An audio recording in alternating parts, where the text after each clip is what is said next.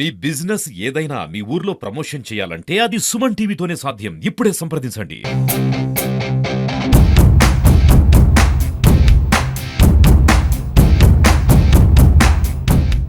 Welcome to Suman TV. నేను మీ Munuswamy. Emmiganur YCP పార్టీలో రోజు రోజుకి రాజకీయ పరిణామాలు మారుతూ ఉన్నాయి. మురాహర్ రెడ్డి గారు గత కొద్ది కాల క్రితం వైసీపీలో జాయిన్ అయ్యారు.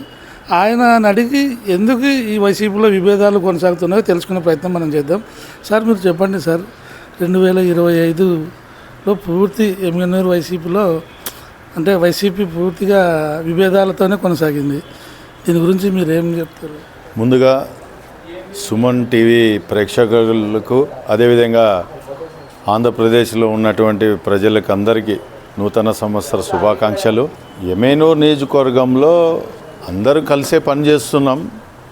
ఎవరి అభిప్రాయాలు వాళ్ళు చెప్తూ ఉన్నారు. కానీ వైఎస్ఆర్సీపీ పార్టీ బలోపేతానికి అందరి సహకారంతో గ్రామీణ ప్రాంతాల్లోన ప్రతి చోట పటిష్టం చేసుకుంటూ నిర్మాణం చేసుకుంటూ వైఎస్ఆర్సీపీ పార్టీకి బలోపేతం చేస్తాం. దీంట్లో ఎటువంటి సందేహం లేదు. ఎందుకంటే వర్గాలు కానీ మీడియాలోన ఒక్కొరు అభిప్రాయం ఒక్కొరు చెప్తూ అది పెద్దగా కనపడుతూ ఉంది. కానీ పార్టీలో పెద్దలు నిర్ణయం మేరకు మేమందరూ కలిసి పార్టీ కోసం పనిచేయాలా. మా ముందు ఉండే సవాలు 2029లో కానీ 27లో కానీ ఎప్పుడు ఎలక్షన్లు వచ్చినా కానీ వైఎస్ఆర్సీపీ పార్టీ అధికారంలో తీసుకురావాలా. మళ్ళీ ముఖ్యమంత్రిగా వైఎస్ జగన్మోహన్ రెడ్డి ముఖ్యమంత్రి కోసం మేమందరూ కలిసి పనిచేయాలా. ఎమ్మిగనూరులో నియోజకవర్గంలో కానీ ఆ రోజు పరిస్థితికి జగనన్న ఎవరికి మనకు టికెట్ ఇచ్చినా మనమందరూ కలిసి పనిచేయాలా, పార్టీని బలోపేతం చేసుకోవాలా. దీంట్లో ఎటువంటి సందేహం లేదు. సార్, మీరు కన్వీనర్ రాజీవ్ రెడ్డి సైడ్ ఉన్నారా, పార్లమెంటు ఇన్ఛార్జి బుట్టార్ వెనక సైడ్ ఉన్నారా? Parliament incharge side Rajiv Reddy side అనేది ఏం లేదు. అందరూ ఒకటే పార్టీలో ఎవరికి ఏ పదవులు ఇచ్చింటే ఆ పదవికి వాళ్ళు న్యాయం చేయాలా. సో జస్ట్ కన్ఫ్యూజన్లో పోయి అనవసరంగా ఇది ఎక్కువ క్రియేట్ అయిందని నేను అనుకుంటున్నాను. ఇప్పుడు వైసీపీ పార్టీలో ఉన్న విభేదాలని పరిష్కరించడానికి జగన్కి మీరు ఇచ్చే సలహా ఏమి? జగన్మోహన్ రెడ్డి గారి దృష్టిలో ఆల్రెడీ ఉంటుంది. ఎమ్మిగనూరులో ఏది జరిగినా ఈ నిమిషం వాళ్ళ పెద్దల దృష్టికి పోతూ ఉంటుంది. కానీ దీనికి ఒక పరిష్కారం అతి త్వరలో జరుగుతుందని నేను అనుకుంటున్నాను. అంతేకాదు రాబోయే రోజుల్లోనే ఎమ్మిగనూరు వైఎస్ఆర్సీపీ పార్టీ చాలా బలంగా తయారవుతుంది. పార్టీలోన కార్యకర్తలు నాయకులు 8 నుంచి 12,000 మంది వైఎస్ఆర్సీపీ నాయకుల్ని తయారు చేసే మా ముందు ఉండేది సవాల్ అదే. కానీ ఈ వర్గ విభేదాలు కాదని నేను తెలియజేస్తున్నాను. సార్, ఇప్పుడు గత కొన్ని రోజుల కిందట మంత్రాలయం ధరణి రెడ్డి గారు రాజీవ్ రెడ్డికి టికెట్ ఇస్తే నేను ఖచ్చితంగా ఇండిపెండెంట్గా పోటీ చేస్తానని తెలిపారు. ఈ పరిణామాన్ని మీరు ఎలా చూస్తారు?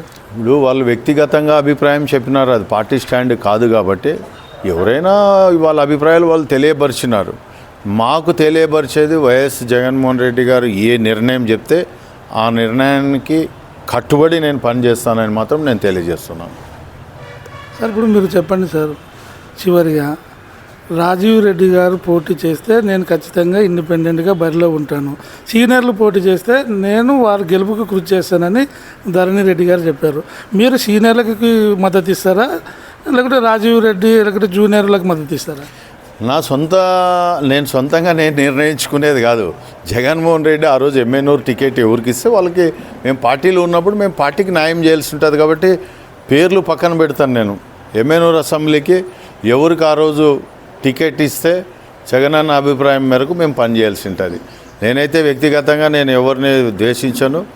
అవకాశం ఏముంది, ఇంతకుముందు బుట్టారేణకమ్మ గారు ఎమ్మిగనూరు ఇన్ఛార్జిగా ఉన్నప్పుడు నన్ను పార్టీలో తీసుకుపోవడం జరిగింది. కాబట్టి నేను ఆమెకి రావాలా, ఆమె ఉంటే వస్తుందని మేము మాట్లాడడం జరిగింది. వారి కోసం మేము పనిచేస్తామని చెప్పినాం. జగనన్న స్టాండ్ ఇప్పుడు ఏం చేసినాడు, మార్చినాడు. చెన్నకేశ్వరరెడ్డి కుటుంబం మీద ఆయనకు ఉన్నటువంటి అభిమానానికి ఆయన మనముండికి ఇన్ఛార్జిగా ఇచ్చినారు. బుట్టారేణకమ్మ గారు కానీ పార్లమెంటు సమన్వయకర్తగా వారికి ఇచ్చినారు. కాబట్టి మేమందరూ కలిసి పని చేసుకుంటే మళ్ళీ జగనన్నని మేము ముఖ్యమంత్రి చేసుకుంటాం. మన ఏరియాలో కానీ ఎమ్మెల్యేలుగా గెలిపించుకోవడానికి ఉంటుంది.